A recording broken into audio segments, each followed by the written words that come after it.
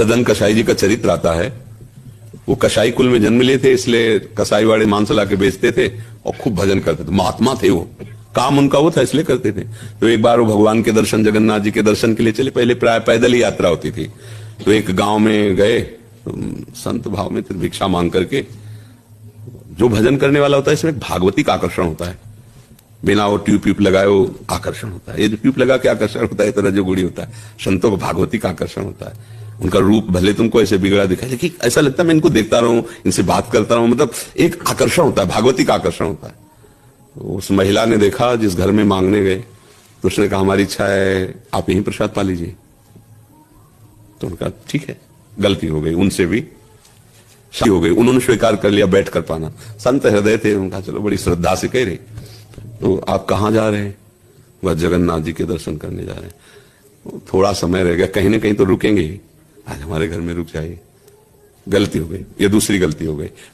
अब ये गलती उनकी कृपा से, मतलब दयालु हृदय थे, तो कोई श्रद्धा से कहे तो लगता क्या है भाई, खा लेते, शाम रात्रि में सो लेते, सुबह चले जाएंगे। अब रात्रि में वो स्त्री आई उठ करके, उसके अंदर मलिनता भाव आ गया था। उसने अपनी बात प्रकट की। तो उन्होंने कहा तुम्हारा पति है, तुम ऐसी निकृष्ट बात क्यों सोचती हो? उसने सोचा इनका कहने का मतलब पति है, जाकर उसने पति को मार दिया।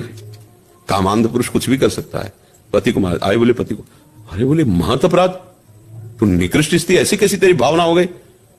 कस के दबकाया और बाहर निकलने लगे। तो उसने रोका, उनका समझते हो अगर मैंने शोरगुल मचा दिया तो तुम जिंदा नहीं रहोगे यहां से। तो उनका मृत्यु स्वीकार है, लेकिन गलत आचरण नहीं।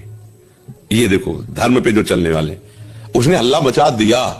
वो तो स्त्री, ये देखो इनको साधु समझकर रात में रोका, लेकिन रात में इन्होंने हमें छेड़ा तो हमारा पति विरोध करने लगा, इन्होंने पति की हत्या कर दी और मुझे छेड़ने के लिए तैयार हो, तुम्हें हल्ला मचा दिया, आप लोग आ गए।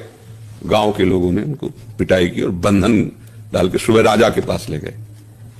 राजा ने देखा, उसने कहा कि हम आपकी ही स्वीकृति से दंड देंगे, पर आप बताइए कि आपने अपराध किया है? तो संतों की भाषा समझना केवल संत ही समझ। तो उनका बिना अपराध के दंड कैसे हो सकता है? कोई न कोई अपराध तो होगा, इसीलिए भगवान ने मुझे पवित्र करने के लिए दंड दिया है। अब वो समझ नहीं पाए इस भाषा को। वो संत वो समझते कोई न कोई पाप किसी जन्म का तो है ही जो हमें फंसा के पिटवा रहा है। तो उन्होंने कहा कि इनके हाथ काट लिए जाए। दोनों हाथ काट लिए गए सदन जी के और छोड़ दिया जाए। साधु है इसलिए इतना करके छोड़ दिया, हाथ काट लिए गए दोनों। जगन्नाथ जी रुके नहीं और जगन्नाथ जी के सामने जाके कहा आप तो सब जानते हैं ना, पर प्रणाम करने की इच्छा थी पर हाथ ही नहीं है। तो अब प्रणाम करने के लिए, दंडवत करने के लिए हाथ का भी तो सारा चाहिए ना, चाहे पंचांग चाहे साष्टांग। और पहली मुद्रा तो प्रणाम की यहीं से शुरू होती है, हाथ जोड़ा फिर लेट गए ऐसे।